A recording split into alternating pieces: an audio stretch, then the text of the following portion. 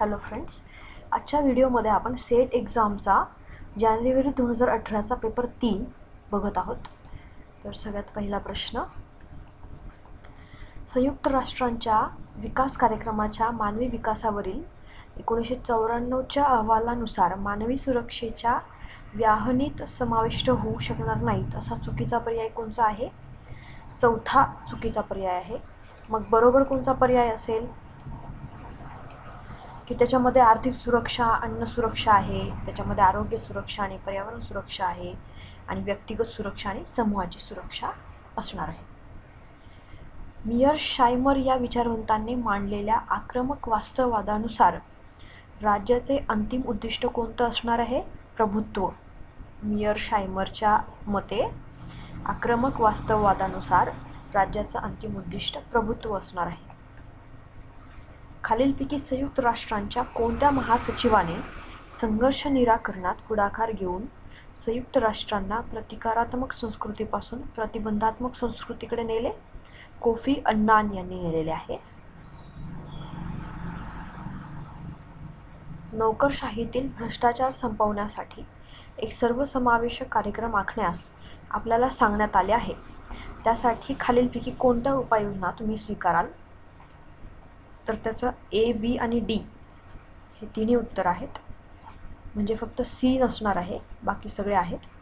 भारतीय दंडविधानात सुधारणा करूया आपण, त्याच्यानंतर भ्रष्टाचार प्रतिबंधक कायद्यात बदल करूया आणि राज्यघटनेच्या कलम 311ने दिलेल्या संरक्षणात कपात करणार. विधानं दिलेली आहेत. विधान ए आहे, पंतप्रधान कार्यालय राष्ट्रपती व राज्यपाल यांच्याशी संपर्क राखण्याचे काम करते, कारण पंतप्रधानांचे कार्यालय पंतप्रधानांच्या वतीने विचार करणारे कार्यालय म्हणून कार्य करते. याच्यामध्ये दोन्ही वाक्य बरोबर आहेत, पण स्पष्टीकरण चुकलेलं आहे. विकासाच्या प्रशासनाचे स्रोत कोणते आहेत? मार्गदर्शक तत्वे, सामाजिक आर्थिक न्याय आणि लोककल्याणकारी दृष्टिकोन. विकासाच्या प्रशासनाचे स्रोत मार्गदर्शक तत्व, सामाजिक आर्थिक न्याय आणि लोककल्याणकारी दृष्टिकोन असणार आहेत. त्याच्यामध्ये आपल्याला जोड्या लावायच्या आहेत. तर पहिला आहे राजकीय व्यवहार आणि समिती, याची जोडी लागेल सुरक्षितता संदर्भातील नियम. त्यानंतर अंदाज समितीचं उत्तर असेल प्रशासकीय सुधारणा. राष्ट्रीय विकास परिषद मुख्यमंत्रीला प्रतिनिधित्व आणि आंतरराज्य मंडळ परस्पर सहाय्यकारी राष्ट्र. खालीलपैकी कोणती दोन विधाने प्रशासकीय नेतृत्वाशी जोडलेली आहेत? तर ती आहेत बी सोडून सगळी. म्हणजे समान उद्दिष्टांच्या प्राप्तीसाठी स्वेच्छेने प्रयत्न करण्यासाठी लोकांना प्रभावित करणे, सहभागासाठी लोकांना प्रोत्साहन देणे आणि संघटनात्मक कार्यक्षमतेसाठी लोकांना बक्षीस देणे.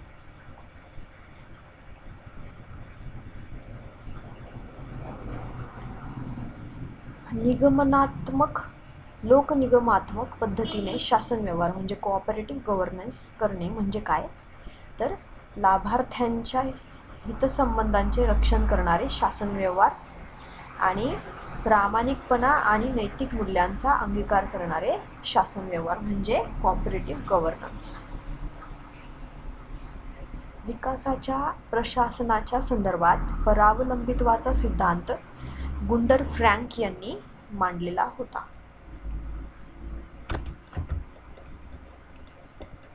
परावलंबित्वाचा सिद्धांत गुंडर फ्रँक.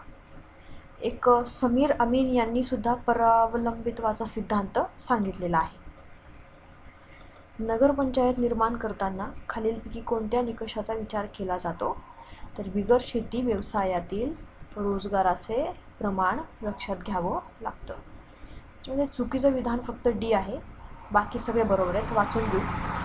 कॅनडामधील न्यायालयीन पुनर्विलोकनाची व्याप्ती 1982 सालाच्या Canadian charter of rights and freedom या माध्यमातून वाढविण्यात आली.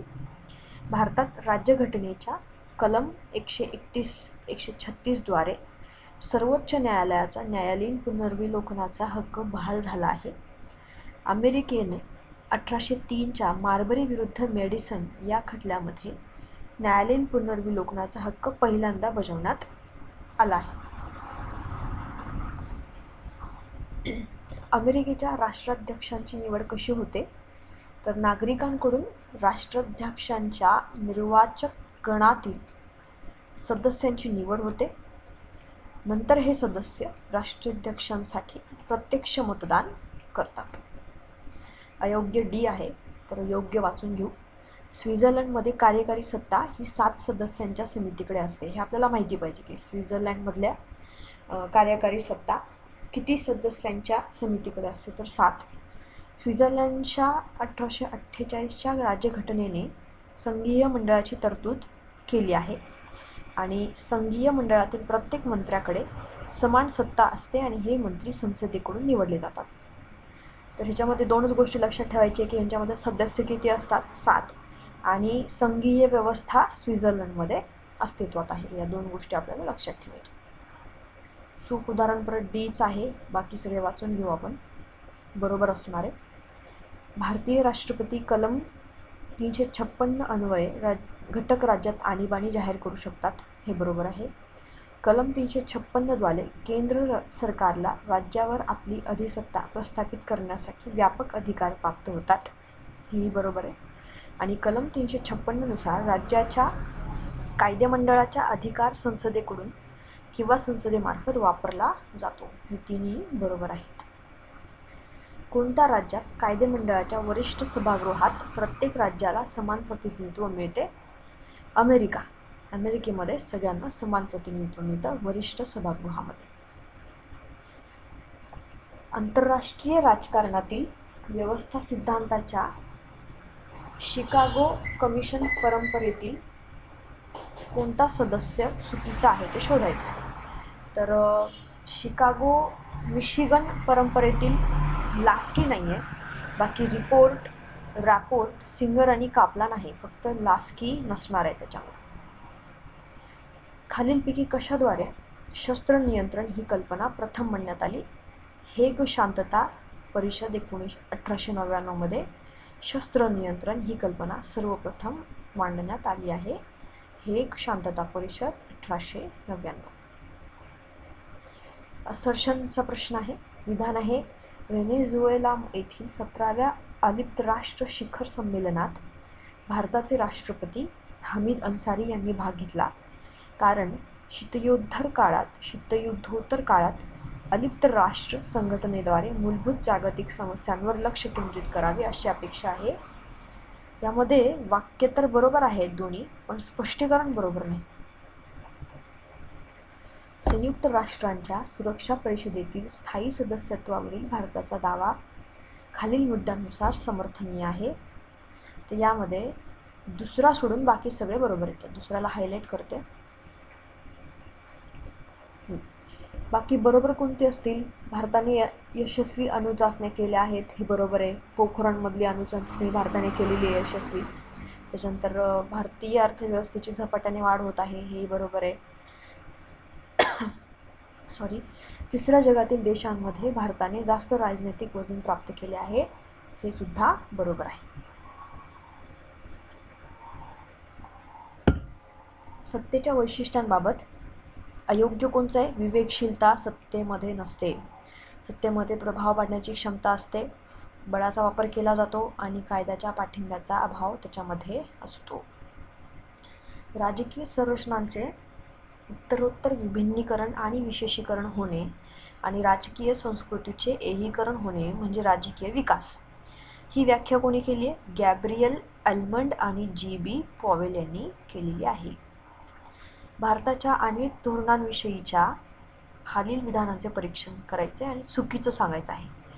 तर चुकीचं फक्त बी आहे, बाकी बरोबर वाचून घेऊ आपण. की भारताला अण्वस्त्र प्रसारबंदी कायदा अन्यायकारक वाटतो, हे बरोबर आहे. संपूर्ण आण्विक निशस्त्रीकरणाला भारताचा पाठिंबा आहे, हेही बरोबर आहे. आणि दक्षिण आशिया अण्वस्त्रमुक्त प्रदेश म्हणून घोषित करण्यास भारताचा विरोध आहे, हे सुद्धा बरोबर आहे.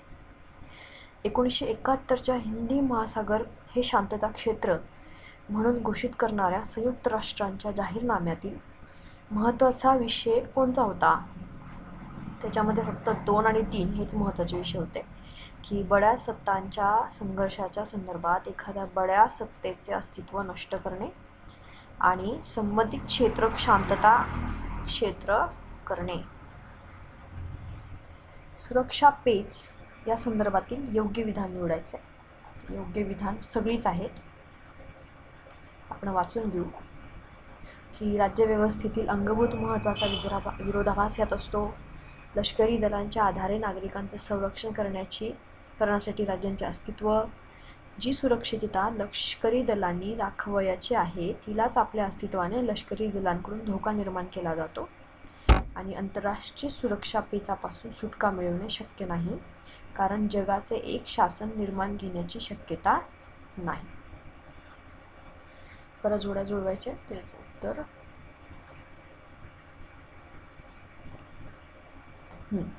उदारमतवाद इमॅन्युअल कांट, वास्तववाद कौटिल्य, चिकित्सा हाबरमास आणि परावलंबी इमॅन्युअल वॉलरस्टीन. खालीलपैकी कोणते वर्ष भारताने ई प्रशासन वर्ष म्हणून साजरे केले? 2001 हे वर्ष त्यांनी ई प्रशासन म्हणून साजरं केले आहे. Development administration concept and problem या शीर्षकाचे पुस्तक कोणी लिहिले आहे? स्वेर्डलो यांनी लिहिलेलं आहे. सरकारी आयोगाने आपला अहवाल कोणत्या दिवशी सादर केला आहे? 27 ऑक्टोबर 1987 मध्ये. सरकारी आयोगाचा अहवाल 27 ऑक्टोबर 1987च्या दिवशी सादर केला. भारतीय राज्यघटनेचे कोणते कलम भारत हा राज्यांचा संघ आहे असे वर्णन करते? कलम 1. कलम 1. हा प्रश्न कट झालेला आहे. सध्याकालीन जागतिक राजकारणाचा सर्वात महत्त्वाचा घटक कोणता आहे? आर्थिक. हंटिंग्टन यांच्या मते खालीलपैकी कोणते देश लोकशाहीकरणाच्या तिसऱ्या लाटेत येऊ शकतात? भारत आणि इस्रायल.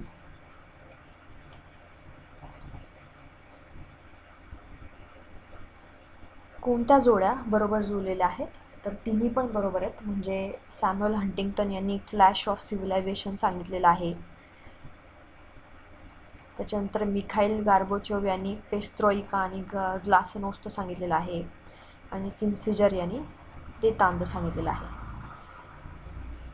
खालीलपैकी कोण नववास्तववादी सिद्धांताचे उद्गाते होते? Kenneth Walt.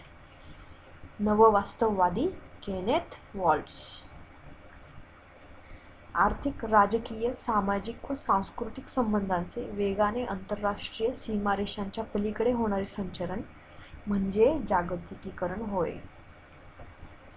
भारतीय किसान युनियन ही शेतकरी संघटना महेंद्रसिंग टिकैत यांनी स्थापन केली आहे. भारतीय राज्यघटनेत मूलभूत कर्तव्यांचा समावेश 1976 मध्ये करण्यात आला. घटना परिषदेची निर्मिती कोणाच्या शिफारसीने केली होती? कॅबिनेट मिशन योजना. यामध्ये अयोग्य जोडी कोणची? डी वाली. म्हणजे बरोबर कोणची आहे? हंटिंग्टन विभिन्नीकरण, गॅब्रियल ॲल्बर्ट रचनांचे विभिन्नीकरण आणि परत हंटिंग्टन सहभाग. योग्य जोडी कोणती जुळलेली आहे? नागरी संस्कृती म्हणजे आज्ञांकित, संकुचित आणि सहभाग प्रधान संस्कृती. त्याच्यामध्ये डी वाली बरोबर जुळलेली नाही आहे. बाकी सगळे बरोबर आहे. की पॅरेटोने द माइंड अँड सोसायटी सांगितलेलं आहे. गटॅनो मोस्काने द रुलिंग क्लास सांगितलं आहे. दिस Wright Mills the power elite सांगितलेलं आहे. योग्य जोडी जुळलेली स्टीवन लुकशी पॉवर रॅडिकल व्ह्यू. कोणतं विधान बरोबर आहे असा प्रश्न आहे. तर फक्त ए आणि बीच बरोबर आहे. म्हणजे 1950 ते 67 मध्ये केंद्र पातळीवरती फक्त काँग्रेसचे प्रभुत्व होते. 1967च्या चौथ्या सार्वत्रिक निवडणुकीनंतर 6 राज्यांमध्ये आघाडीची सरकारे स्थापन झाली होती. ही 2च विधानं बरोबर आहेत. याच्यात बरोबर विधान आहेत परत ए आणि बीच. दलितांमध्ये राजकीय जागृती आहे आणि भारतामध्ये प्रदेश हा पाया असलेले राजकीय पक्ष आहेत. भारतातील कोणत्या घटक राज्यामध्ये प्रथम कम्युनिस्ट सरकार स्थापन झाले आहे? केरळमध्ये कम्युनिस्ट सरकार. यामध्ये ए आणि सी बरोबर आहे. लिंगभाव हा स्त्री पुरुष भेदापेक्षा वेगळा आहे आणि लिंगभाव म्हणजे कामाचे विभाजन होय. याच्यामध्ये जोडा लावायचे. तर मॉरिस जोन्स यांचं पुस्तक आहे government and politics in India. श्रीनिवासचं पुस्तक आहे a dominant caste and other essays. Rajni कोठारीचं आहे पॉलिटिक्स इन इंडिया. आणि मायरॉन विनर यांचं आहे स्टेट पॉलिटिक्स इन इंडिया. याच्यामध्ये 2 पुस्तकं रिपीट झालेली आहेत. एक मॉरिस जोन्सचं आणि एक मायरॉन विनरचं आहे. कोणती जोडी बरोबर जुळलेली आहे? द्विपक्षी पद्धती गुजरात. कोणता प्रकार किंवा पद्धती एकात्म शासन पद्धतीला पूरक आहे? अध्यक्षीय शासन पद्धती आणि संसदीय शासन पद्धती. कॅबिनेट मंत्रिमंडळात्मक शासन पद्धती म्हणजे अशी एक शासन पद्धती जिथे एका गटाचे अस्तित्व असते जो शासनाच्या धोरणांबाबत सामूहिकरित्या निर्णय घेतो व संसदेला संयुक्तपणे जबाबदार असतो. परिदृढ राज्यघटना म्हणजे जी राज्यघटनेने घालून दिलेल्या सामान्य कायदे निर्मितीच्या प्रक्रियेशिवाय अन्य कोणत्याही पद्धतीने बदलता येते. अधिकार हा संघीय असतो असे कोणी म्हटलंय? लास्कीने म्हटलेलं आहे. सर्व शासन संस्था अंतिमतः अल्पजनसत्ताच असतात असं कोण म्हणाले? विल्फ्रेड पॅरेटो म्हणालेलं आहे. आधुनिक काळातील नोकरशाही कोणत्या प्रकारची असते? विवेकी वैधानिक अधिकार. खालीलपैकी कोणत्या घटकामुळे भारतातील संसदेच्या सर्वश्रेष्ठत्वावर मर्यादा येतात? संघराज्य व्यवस्था आणि न्यायालयीन पुनर्विलोकन.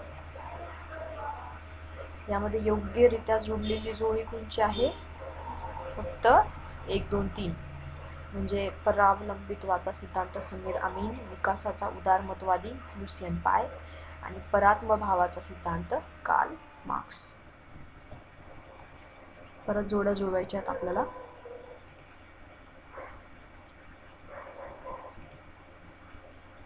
तर सार्वभौम हे कायद्याचे मुख्य उगमस्थान आहे. हे वाक्य हॉब्सचं आहे.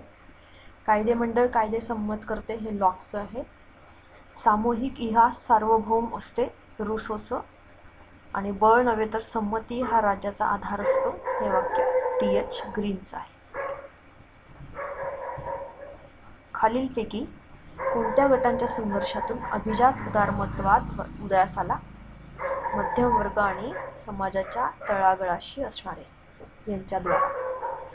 महात्मा गांधींचा अहिंसेच्या तत्वावर विश्वास होता. हा सत्याग्रह म्हणजे हिंसेचा अहिंसेने प्रतिकार करण्याचे साधन होय.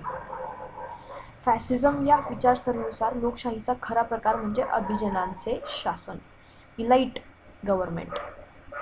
कायद्याचे राज्य याचा भंग प्रामुख्याने नियंत्रण आणि समतोलाचा अभाव असल्याकारणाने होतो. याच्यामध्ये योग्य जोडी जुळलेली फक्त हीच आहे की वैधानिक म्हणजे राज्याला बनावट व्यक्तिमत्व असते. द सबजेक्शन ऑफ वुमन हा ग्रंथ कोणी लिहिलेला आहे? John Stuart Mill, J.S. Mill. 1919 मध्ये महात्मा गांधींनी सत्याग्रहाची चळवळ सुरू केली कारण ते रौलट अधिनियमाच्या विरोधात होते आणि जातीय निवाड्याच्या विरोधात होते.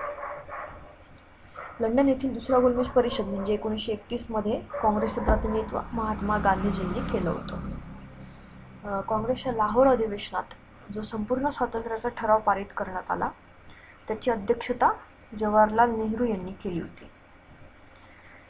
उदारमतवादाचे मुख्य तत्व काय आहे? व्यक्तिगत स्वातंत्र्य. मार्क्सवादाला स्वप्नदर्शी मानले जाते परंतु सबाइन या विचारवंताच्या मते हा स्वप्नदर्शी विचार औदार्यपूर्ण आणि मानवतावादी वैशिष्ट्याचा आहे. योग्य जोडी कोणती जुळली आहे? रुसोची नागरी समाज. हॉब्सच्या मते माणूस हा एकाकी, गरीब, ओंगळ, क्रूर आणि खुजा असतो कारण त्याच्याकडे नैतिकता, न्याय, उद्योगशीलता, सुसंस्कृती नाही. यामध्ये सगळं स्टेटमेंटही बरोबर आहेत आणि स्पष्टीकरण सुद्धा बरोबर आहे.